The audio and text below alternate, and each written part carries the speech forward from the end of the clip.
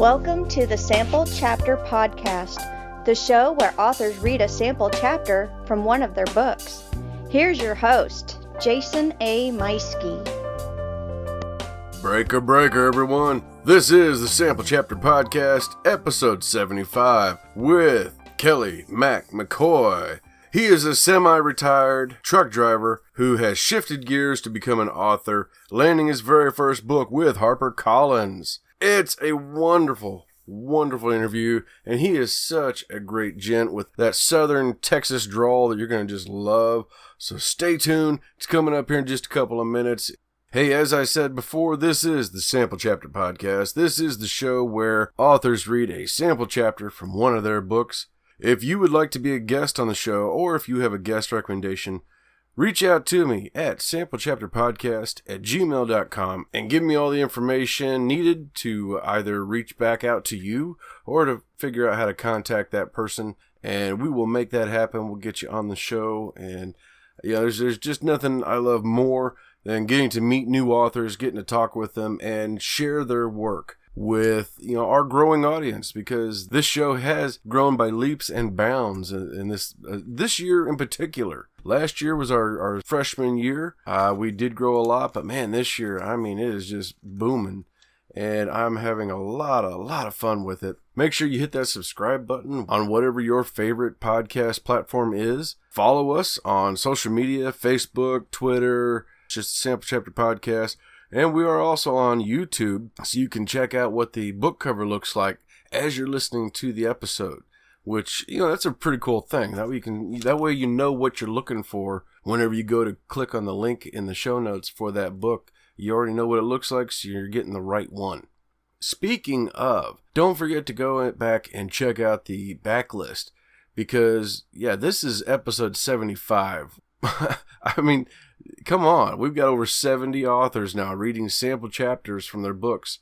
You are bound to find several books that you're interested in that you're going to love. And let me tell you, these authors have been incredible. So don't forget to go back and check it out. Whenever you find an episode and a book that you're interested in, make sure to share that with friends. Tell others about it. Let them know that, hey, here's an author I found out about, and check out this book. The author's going to read a sample chapter about it. Share it with your friends. Let them know how you found it. And, of course, as always, when you find a book that you like, don't forget to leave a review. Amazon, Goodreads, Barnes & Noble, wherever it is you got your book, leave them a review and let them know what you think of it. Authors live and die by the reviews. Well, that's not exactly true. But as an author, we all appreciate getting a review. I just got a really nice one, courtesy of a previous guest who picked up my book and read it, and that was a very generous review that he posted on there, and I really appreciate that, Carl. Thank you so much, man. Anyway, well, hey, I hope everybody's 4th of July was wonderful. Hopefully you still have your toes and fingers after all the fireworks and, usually the alcohol that's everybody partakes on that goes along with the fireworks. My 4th of July was a lot of fun.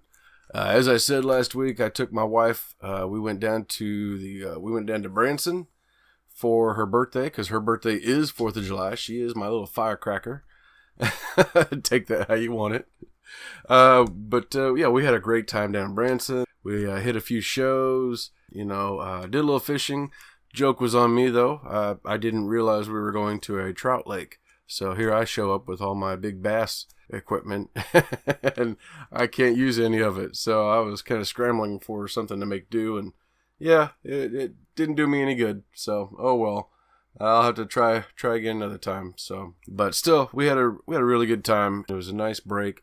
Did absolutely no writing whatsoever. Did no work on the show. I'm actually working on this show right now, editing it the night before it airs. So this is one of those nights where, I'm up late, last minute, getting everything prepared for you.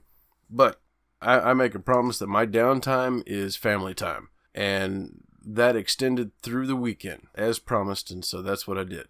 And now I'm scrambling, because I didn't do any work to prepare beforehand. So anyway, I want to make sure and give a big thank you to our sponsors, U-Stor-All, who's been with us from the very beginning, going on a year and a half now. If you're in the market for self-storage and you're moving into the Warrensburg, Missouri area, you will do no better, I guarantee it, than to check out U-Stor-All. They have 2 facilities. They're both fenced in, gated access with your own private gate code, 24-hour video surveillance on almost 70 cameras now. There's climate control. There's non-climate control. It is tight. To quote my kids, it is a tight place. And it's very clean. That's the one thing. I got to talk to some customers. I've got to talk to a bunch of customers, actually. And all of them talk about the same thing. It is such a clean place. So, it's just really, really awesome. Make sure you check them out online at U-Store-All.net. That is the letter U, STORALL.net. I also want to thank Scrivener, writing software. It is my absolute favorite. It's my only writing tool I use. And I use it daily, with the exception of this past week. That's not true. I did do some writing Tuesday before I left for my trip. And I was writing on Scrivener, did some work on my alien adventure that's coming up. And then, the rest of the week was vacation time. But, it was nice to know that anytime I wanted to, I could just open up my phone, and there's my Scrivener app, which is connected with the Scrivener desktop version that I also have on my laptop and here on my desktop computer. Scrivener is incredible. You've got to check it out. Stay tuned for a commercial about Scrivener here in just a moment. And don't forget to listen up for that special code. If you use coupon code CHAPTER, you will save 20% off your desktop version.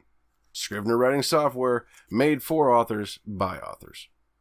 I also want to thank my friends over at popgoestheculture.com with a huge collection of podcasts, articles, all kinds of stuff. Anything pop culture that you're looking for, they have it over at popgoestheculture.com. I've had a lot of fun listening to their most recent episode of the Alamo Drafthouse Backlot. That was a lot of fun. They were talking about the new Spider-Man movie. Right now they got polls going on. They're determining what is the absolute best summer movie of the 80s.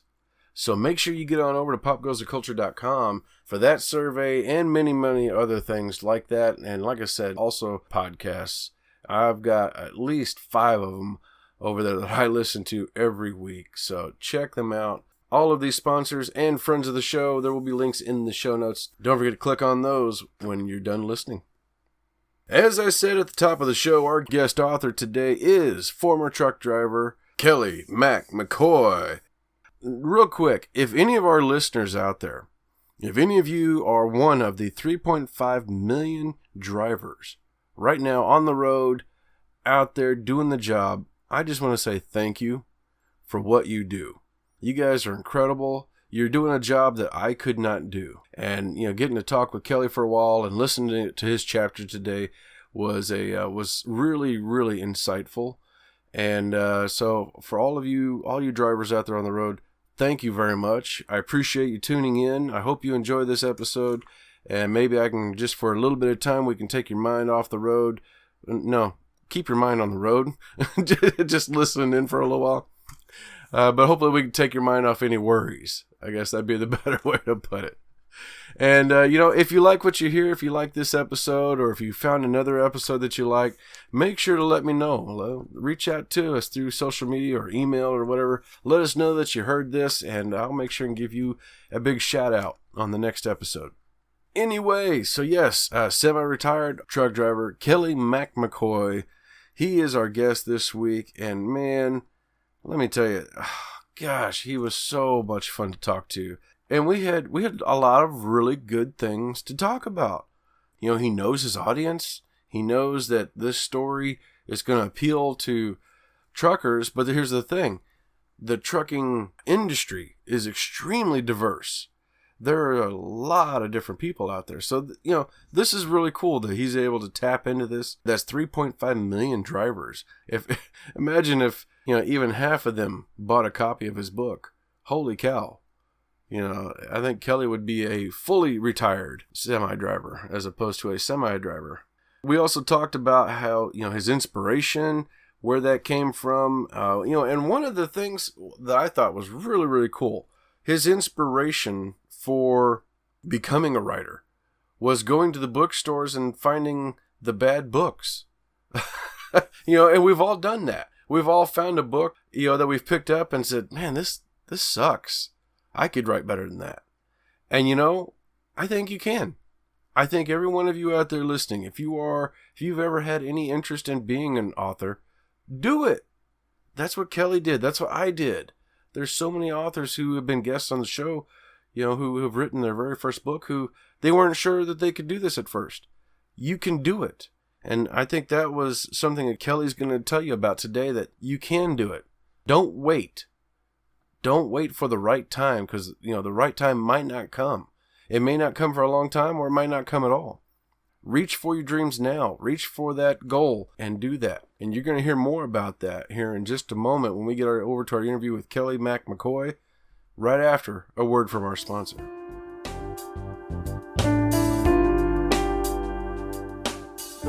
Jason here. Hey, I wanted to take a moment and tell you about my favorite writing tool, Scrivener.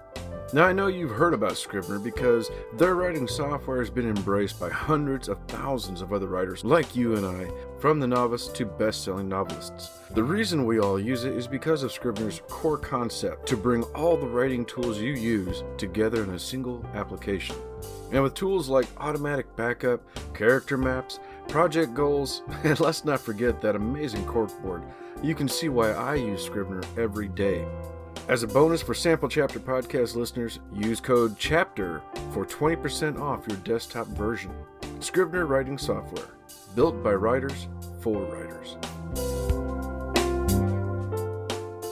Welcome one and all to another episode of the Sample Chapter Podcast. Jason here, and I've got a really wonderful guest today, somebody I've been really looking forward to talk to. My guest is Kelly Mack McCoy.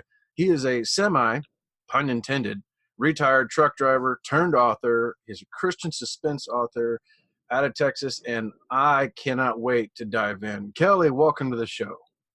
Thank you, Jason. I appreciate you having me, sir. It's my pleasure. It's my pleasure. How's the weather in Texas? Because it's been nasty up here in Missouri. Well, it's kind of hot and humid right now. We have gotten a little bit of rain, which is a good thing, but right now that's gone away, at least for the moment. So it's hot and humid, and mosquitoes and the other critters are out now. Yep. Yeah, I got a couple bites myself. Well, go ahead and let us know a little bit about yourself.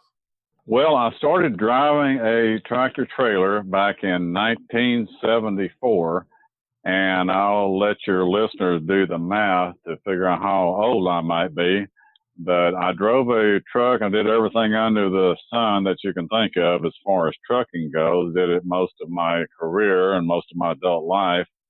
And so when I wrote periodically, dabbled here and there. But when the last trucking company I worked for, not actually the last one, but one I had worked for years, went bankrupt, I decided to take my writing seriously. Went out and joined a great writers group, got connected with some really good writers. And I actually had a gentleman that was going to partner with me in writing a series of novels. He was an old writer with the now defunct San Antonio Light newspaper. And so he liked my writing style, and he had actually written a novel. He ended up writing 2 novels on his own. His name is John Floyd Mills. So we never could write together. Our styles were just radically different. So John, took off and wrote his novels, and I kind of took this project, ran with it, although I had the same vision in my own mind. Well, I kind of stumbled out of the gate, and until my friend John died here a couple of years back. And that was the final motivation for me to pick up my pen again and see this novel through to completion. Oh, wow. Yeah, and it's amazing how many of us, blue-collar authors, I guess would be the way to say it, where we've always wanted to write. We've got that urge, that desire, but, we've got to work. We've got our jobs to do, and it's going to come along one of these days is what we're looking forward to. Exactly. And exactly. And I've talked about on the show before where for me it was finding out that I was going to be a grandfather for the first time. That's when I started getting serious about the writing. So, Well, I'm sorry to hear about your Well, friend. well, it's better late than never. And John he's just a great guy, and he helped many people along the way. In fact, he started his own publishing company because he knew all about the business, all the ins and outs of it, and he created it for people like himself, so they wouldn't have to go through all the rigmarole. What a challenge it is for a new author or novelist, especially, to get somebody's interest and have their work published. So he started his own publishing company called Franklin Scribes Publishers. And one of the ladies, or two of the ladies at my current writers group, they took it over when John died, and it's still in operation to this day. So John left quite a legacy. All right. Well, I mean, I'm happy that at least it was the motivation you needed. The silver lining there is that that's what you needed to get going, and now we have Rough Way to the Highway, your first novel, and it seems to be doing really well. Congratulations on this first book. Well, thank you. It seems to be doing very well, and I'm very blessed, and I'm very blessed to have a natural market to market this book to, or an audience to target it to initially. And that truck drivers, let's see, there's 3.5 million truck drivers in this country, and there's 7.4 million in support staff. And I did have the numbers off of the tip of my tongue, but I got $675 billion industry. So it is a nice little niche there to target initially. Mm-hmm. But that's really just a small part of my audience. A much larger audience, at least the ones that buy books, are the Christian fiction audience. And since I've got this thing rolling, they are actually the ones that are buying most of my books now. And the one thing that really surprised me during this whole process, and I can't say much surprised me because I really didn't have a lot of expectations, didn't know what to expect. Mm-hmm. But women like the book probably at least as much or more than men do. And I thought it was a guy's book, the way that I wrote it. But I guess women are really just hungry for that kind of fiction, and they really, really enjoy it. I tell you, one of the things I've learned is that I don't know who's going to like what. I thought my first thriller was going to be more girls and young, maybe some young adults. And I've had so many guys tell me how much they've enjoyed the book. And it just kind of flips my whole idea on my head of what I thought I was doing. So I don't know, maybe one of these days we'll figure it out. Maybe, but like I said, other than that, I really didn't have any expectations. So I haven't been surprised by much. Mm-hmm. But that's just one of the things that has surprised me. But the way I understand it, women buy more books than men, so that just makes me happy. I'd say so. You talked about wanting to be a writer. Has this been something that you've always done? You've always kind of written short stories or something? Well, it's something I've always dreamed of doing. When I was a kid, I came from a very rough background, to put it mildly. So it's something I always wanted to do, but felt like was beyond my reach. And so what convinced me that I could write was that I would go to bookstores, these big Barnes and Nobles or whatever they had, and I would go in there, and I still love to go to big bookstores and just pick books off the shelf and I read a little bit of them, go down and pick up another book. But I would do this, and I'd grab a book at random, and I'd start reading it, and I would just be awed by the prose, and I would think there was no way I could ever be a writer. And then I put it up, and I'd go down the aisle, and I'd pick up another one, and I would look at it, and I would think, this is just really, really bad writing. But somehow or another, he managed to have his book published and get it on the shelf there, and honest to goodness, that's what convinced me that I could write. If he could get his book up there, I know that I can do it somehow. But I wrote here and there, but I never took it seriously until the story I just told you. Yeah. Now, how long did it take you to write this? Well, Jason, you being a writer, you'll be able to relate to this. It all depends on how you define right. If you define right as a time that you're sitting staring stupidly at the computer, being frustrated because nothing will come, and you can't put the story together, then the answer is a very long time. But as far as, once once after John's passing, I took that manuscript, or part of the manuscript I had, and dusted it off. And from that point forward, I was able to take it seriously. I had the determination, I guess. I was just going to finish it through. So I don't think there's an easy answer, but it took a very long time as far as putting the whole thing together. But once it got serious and I was able to get with the writers group and listen to the criticism, I was able to piece it together in a much shorter time. That's great. All right. And this is the book is about a trucker. So I'm sure you've got a wealth of experience to bring to this story and sequels that you're planning. I do. I've got a lot of the events that happen in the novel actually happened to me, and I was able to make stories out of it. Now, it happens to me quite often, Jason, that people will pick up this book and say, they'll look at the back of it and they'll kind of study it a little bit. Oh, this is your autobiography. If you look at the cover, now this cover is just awesome. I brag up this cover all the time because, I had absolutely nothing whatsoever to do with it. That's why I can brag it up like that. But the designer, all I did is give him a very brief synopsis and first few chapters, and that's what he came up with. But at the top there, before it says Kelly Mack McCoy and Rough Way to the Highway, it says a novel. So even though much of it is true, it is a novel. Some of the stories are true, rather. And there's a lot of me in it. I would say that the protagonist basically has my personality, but it is a novel. Wow. Okay. Well, go ahead and tell us a little bit about this first book. Well, the first book, the protagonist in the novel is from a town called Pampa up in the Texas Panhandle, is up near Amarillo. And which is a kind of rough, a lot of ways it's quintessentially Texas town. They got oil, they got cattle, and they got a prison. And that's the reason I picked that location. I've been there many times, but I have no background there. So he was from this town of Pampa and had a pretty rough background. His dad was an oil field roughneck and a drunk that worked up there.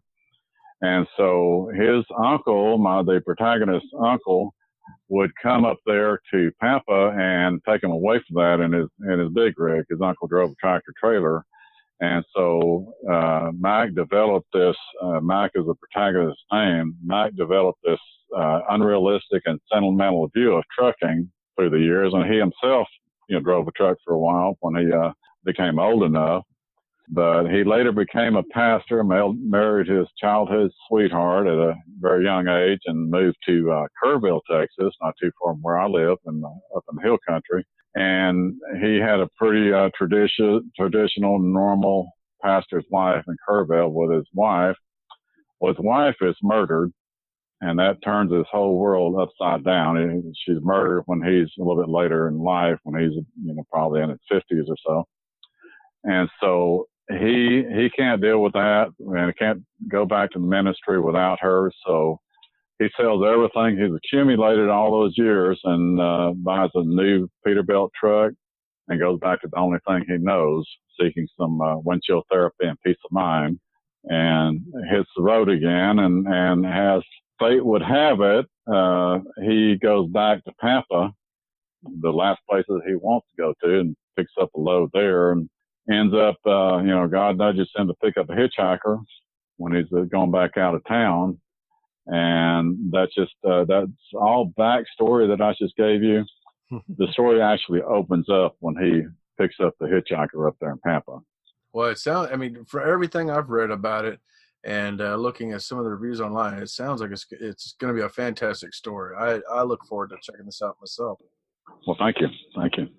Now, one of the things that we were talking about before is about knowing your audience, which certainly with a book like this, you've got the trucker audience, and then from there also the Christian audience, and go from there. And it's pretty amazing, Jason, the people I met out there. Truck drivers are the most diverse bunch of people, the most diverse occupation there is. I actually taught in a truck driving school for a while, and you wouldn't believe some of the people we had come through there. Of course, it was when the oil field was booming in South Texas, so many people, were otherwise out of a job, and they just needed to work somewhere. And And so we had people, for somebody to come through the school with a bachelor's degree was very common.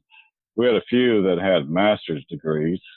We had one gentleman come there who had not one PhD, but two that went through the school. Mm-hmm. And so even after I've come out with this book here, I've actually done 3 signings at truck stops. I've done, a number of signings, but 3 of them have been at truck stops. You wouldn't believe some of the people I met out there. One guy, he's an actor, and he just received some kind of award for a film he was in South Carolina where he lives, but he also drives a truck. Another guy I met at another signing, he bought one of my books, and it turns out he has written 2 books of his own. He's just came out with his third, or is about to come out with his third. He's a former player and an NFL Europe player. He also spent some time with some teams, the New England Patriots, I think some other teams on the practice squad. Huh. Got his own clothing line he manages somehow. And then you have the typical truck driver that you would envision in your mind, or most people will when they think of truck drivers. So it is a pretty diverse bunch. When I worked at a theater, I had a young man who I didn't expect him to go into trucking, but he explained to me later, like you said, diverse group of people it was, and that this was part of his 5-year plan. Was once he got his degree, then he went in to trucking for a couple years, and then he was going to parlay all of that into a future venture, which worked out really well for him. And there are a lot of people besides the 3.5 million people who are in it at any time, the drivers. There's just an enormous flow. There's so many people who used to be truck drivers. They know truck drivers. They had an uncle or cousin or somebody who was a truck driver, or they've always wanted to be drive a truck. So you can expand that 3.5 million or the 7.4 million with the support staff to many more millions who have some kind of a connection to the industry. And so it is really quite remarkable. Yeah, it really is. I've gotten to the point now where I know I don't even like driving late at night unless I really have to. I know my driving across the country days are I don't really like it anymore. It's really getting crazy out there, Jason. It's getting crazier and crazier every day. Especially with truckers have a big old target on their truck out there because every town you go to is amazing. I used to travel all over, and I would see these signs that say, well, here in this area we have somebody called the Hammer. And his number, I don't want to even give his number, but it's the same number, and then you go up to a different location, it'll be a big old billboard, and so, call whoever, and then I'll have another easy number. Remember, they're usually all the same number. And so, truck drivers or trucking companies have to carry an enormous amount of insurance. Mm-hmm. So they're targets. So if they have an accident, you have a car driver who's going to have like $40,000 worth of insurance, and you have a truck driver who's going to have $1 million or more. When a lawyer gets involved with that, who do you think is going to be at fault? Yeah. That's what they kind of deal with every day. So it's a very stressful occupation, actually. Yeah. But I tell you what, though, a lot of the truck drivers I've met are extremely talented drivers. I was vehicle operations when I served in the military, but I never got to drive same equipment that you do. And so I learned a lot of respect for that. And in my job that I have right now, I see a lot of drivers who will make turns and get into little spots that I know I couldn't do with all day to try and get in it. Right. Well, it's a diverse bunch there, too, There's that old song, give me 40 acres and I'll turn this rig around. I mean, I'm probably somewhere in the middle between him and some of these really talented guys that you're talking about. But back to the school deal, when I was teaching, oh, boy, I mean, I have a lot of patience with dealing with people. So I got the most challenging student ever. I mean, I got some that, that couldn't speak English. It was like a mini United Nations there, a couple of students from Korea who could barely, one of them could hardly speak English and all. And he was actually an awesome student. He just watched everything I did. He actually I took him down on the course where they take the test, and he asked me, to just do it once. And he sat over there and he intently watched every single move I made, and he watched all the gauges and all that while I was doing it. And he passed the flying colors. Wow. And both of those guys were kind of, they were old school, you know, they just kind of bowed a little bit, and it was yes sir and no sir, everything. So, you know, they were awesome students. And now I had one gentleman from, Columbia, used to be a military officer, and there's a number of military guys there from different countries. I don't know what up with that. I think they may have, you know, had some reason to get out of there, and they were being paid to get another occupation. But we had a pretty diverse bunch, and some of them is just extremely challenging, but every one of them ended up with a CDL, and I know, you know, I kind of have mixed feelings about that. I'm sure. Well, and we were talking before as well how you took some of that patience from being on the road and patience with people into your writers group, where you also developed a really thick skin dealing with critique and learning the craft of writing.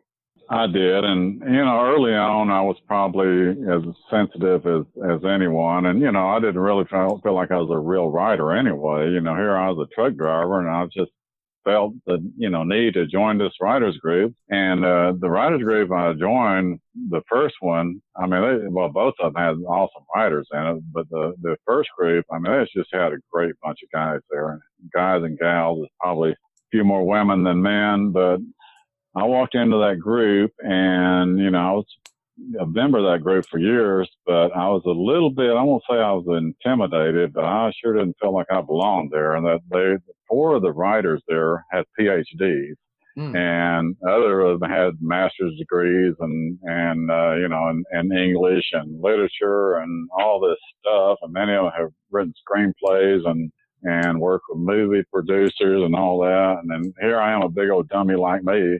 I walk in there, you know, I'd driven a truck, never written anything.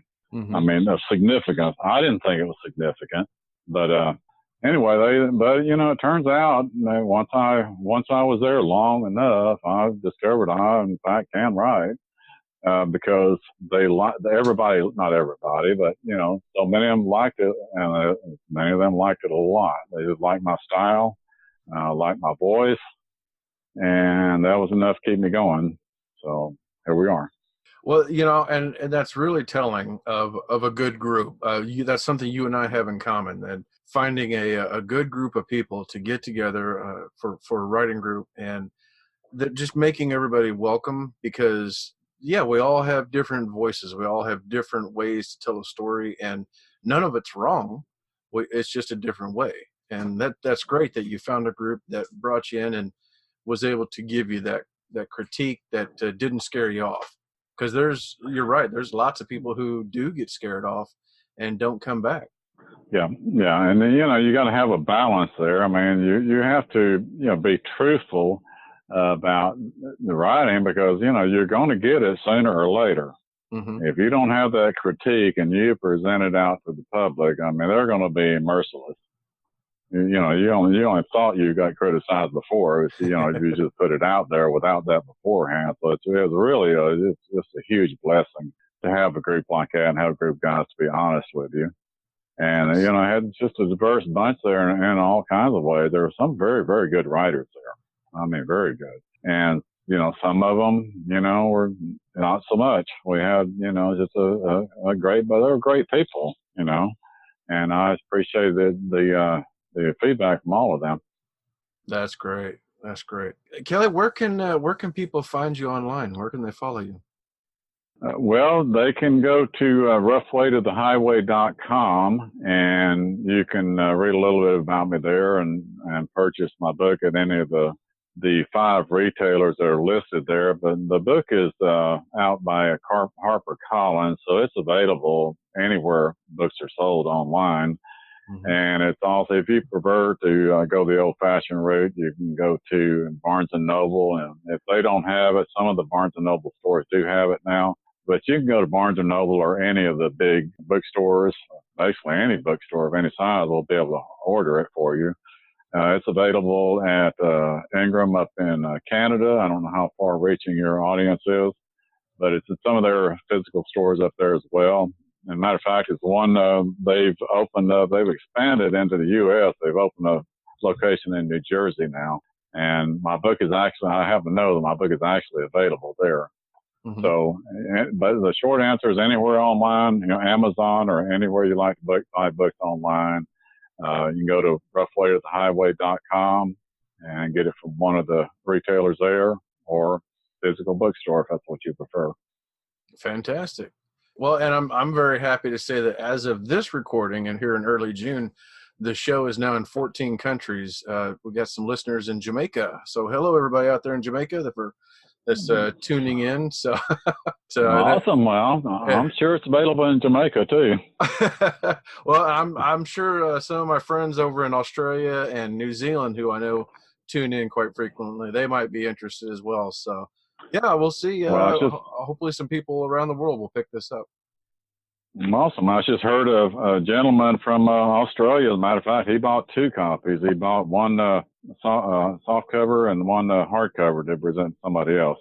So I know I have at least 2 sales in Australia. So, but I have gone on back to just, looking on sites, and I happened to stumble across it in Australia, and I don't even know how this happens, but a number of people had it on eBay there. Plus it's available on Amazon in Australia, and again, it can be ordered, pretty much anywhere that people like to buy books. Yeah, fantastic. All right. Well, Mr. McCoy, thank you so much for being such a wonderful guest. And I really had a good time talking with you. And like I said, I really look forward to checking out this book. How soon do you think before we'll see the follow-up to this? Well, it's just that's a hard question to answer. I'm having so many people ask me about this one, about the marketing, and I say, when's the audiobook going to be available? When's the movie coming out? And all these, all these things, that I'm dealing with this book, and but I hope to sit down and have a little bit more time to write the sequel, because I am anxious to get that done, because so many people are asking about it. But I can't give you a time frame any more than I could with the first one. That's all right. That's all right. I actually am on record a year ago saying my next book would be out by fall, and that was last year, so that didn't happen either. Well, so I completely understand. Well, I'm glad I'm not the only one that happens to. Mr. McCoy, thank you so much for being on the show. This has been a real joy, and I look forward to keeping up with you and hearing about when that book is ready. Make sure you let me know, and we'll make sure and share it with the audience and tell everybody that it's available. I will do that, Jason. Thank you for having me. You're an awesome host. Well, you're too kind. Thank you so much. Ladies and gentlemen, it's time for me to step aside and hand the floor over to Mr. Kelly Mack McCoy with his book, Rough Way to the Highway. Chapter 1, The Hitchhiker, Friday, 9:00 a.m. Mac's eyes locked onto the sight in his mirror as his rig's 18 wheels rolled away from his boyhood home of Pampa, Texas. The Do Not Pick Up Hitchhiker sign above where a man once stood now topped a bare metal post. The man was gone, but the memories his image evoked seared into his soul like a branding iron. He indulged in the perverse pleasure of wallowing in the memories until his stomach twisted into the same old knots he could never seem to untangle. The memories brought comfort to him in a strange kind of way, as in the way a man hangs onto a grudge because it feels familiar and it's easier to hang on to than let go. When the sign faded from sight, Mac eased back onto his seat. He shook the memories off with humor, like he always did, driving them back into a forgotten graveyard in his mind. Maybe that was the ghost of dear old Dad leaning against that post, he thought, though dear old Dad died long ago in the Huntsville State Prison. He chuckled to himself and glanced at his watch before turning his thoughts to Chicago, where he would unload his first load in decades. Almost 3 full days to make it there. Guess I can take the scenic route. But his peace of mind vanished like a vapor as he eyed the solitary figure of a man walking toward a mid-morning Texas sun that brought the promise of another blistering day to the Panhandle Plains. Even when the man's back to him, Mac recognized the hitchhiker as the same one he passed on the way to the slaughterhouse. He steered his new Peterbilt onto the shoulder and watched in his mirror as the man jogged to his truck. The hitchhiker flung the passenger door open and tossed his bag onto the floor before plopping himself onto the seat and turning to face Mack. "Where you headed, son?"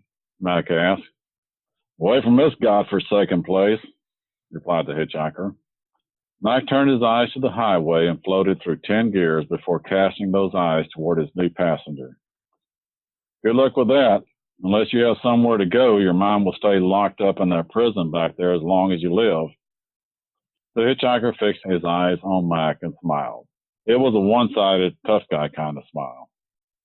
"How'd you know I just got out of prison?" "You may as well have it stamped on your forehead." Mack glanced left and then right as the West Coast mirrors. He shrugged and attempted to suppress a grin, but failed. "Besides, I saw you on the way to the slaughterhouse to load. You were leaning on a signpost beneath a do not pick up hitchhiker sign just down the road from the Jordan unit."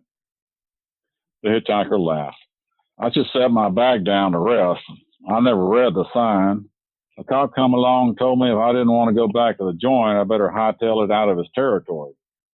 He snatched up his bag and rested it on his lap for a long moment before tossing it onto the floor by the sleeper. "So why'd you pick me up?" "You wouldn't believe me if I told you." Mack studied the hitchhiker's eyes before focusing once again on the painted lines darting past his feet. "Let's just say you remind me of someone I once knew." He watched his speedometer needle rise until he reached the speed limit, set the cruise control, and placed an arm on his armrest. "I'm taking a load of swinging meat to Chicago, so buckle up. I haven't driven a big rig in a month of Sundays. Should be an interesting ride." The hitchhiker settled onto his seat and folded his arms before cocking his head in Mack's direction. "Swinging meat?" "Yeah, swinging meat." Mack thrust a thumb over his shoulder. "Picture a bunch of cows hanging from their tails back there in the trailer. That's about how unstable the load is. Actually, it's size of beef hanging from hooks. Anytime I make a sudden move, you'll feel those babies get to swinging around. And if I jerk the wheel too hard, we could end up with the truck shiny side down." "Shiny side down?" "Yeah, you know, upside down, dirty side up, whatever you want to call it. This rig could easily end up that way." Mack scanned his mirrors before facing his passenger once more. "Like I said, it's been a while since I've driven one of these things, and I've forgotten some of the lingo." He inclined his head toward the hitchhiker and grinned. "You may be dead when that happens, so I don't think the terminology will really matter at that point." "It can't be that dangerous." The man turned to face the highway ahead and laughed. "Listen, I just spent the last 4 years of my life thinking I might get the shiny side of a shank to my jugular vein any day, just 'cause maybe I hung around with the wrong people or something." He flopped his head around to face Mack and smiled his one-sided smile. "I ain't scared of no swinging meat." "Whoa!" Mack yanked his steering wheel hard left, dodging a slow-moving combine before jerking his wheel back to the right and returning to his wrong lane. The shifting carcasses in the trailer sent it reeling left before tilting back to the right as the rig swerved across both lanes. After slamming on his brakes, he watched as his trailer skidded across the highway and slid around toward his feet. Mack spun the wheel right and back to the left, but his trailer just loomed ever larger in his mirror. Attempting to rein in the out-of-control rig, Mack rested his wheel back hard to the right, sending his truck careening off the highway. He veered off to the edge of the shoulder as his rig hit a soft spot. A chill shot up his spine upon hearing a whoomp when the carcasses shifted as the trailer leaned toward the embankment. "Hang on!" Mack hit the brakes once more, easy this time. His truck continued rolling along the shoulder until the big rig's wheels wound down and rolled to a stop. He gripped his steering wheel with arms locked forward and listened to his rig creak like an old rusted door as his trailer tilted inch by inch farther to the right. Whew. Easing air from his lungs as if too much at once might unbalance the rig and send it crashing over the side of the highway, Mack considered his options. His best option at this point seemed to be to abandon ship by hopping out of his truck, but after glancing at his passenger, he decided against it. "Hey, you crazy, man?" the hitchhiker shouted as he fumbled around for the door handle. "I'm getting out of here." His door flew open, sending him sliding out of the cab. He grasped for the grab handle and peeked over his shoulder at the jagged concrete and steel left by a highway construction crew. Clutching the handle with both hands now, he tightened his grip and glared at Mack. Okay. Mack eased his hands away from the wheel before holding them up Look-Ma style. Hopefully the truck won't fall over on you when you get out. The hitchhiker punched a foot hard against the side panel and pushed himself onto his seat before releasing a hand from the grab handle. He leaned in toward Mack. Okay, so what are you going to do?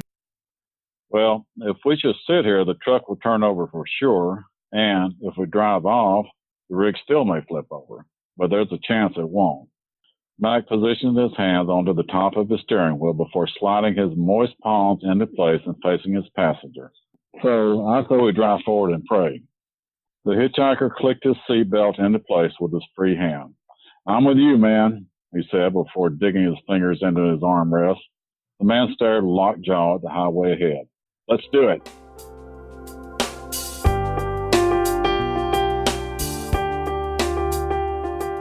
That was Kelly Mack McCoy reading a sample chapter from Rough Way to the Highway. Like I said, that was so insightful. I really felt like I was right there in the truck with the swinging meat. And I mean, I felt like I was going to tip out of my chair, just, feeling how precarious the situation was. It was a great chapter, and I can't wait to pick up the book. Click on the show notes so that way you can grab a copy of it for yourself. Follow Kelly on all of his media. Don't forget to also click on the links for our sponsors and friends of the show.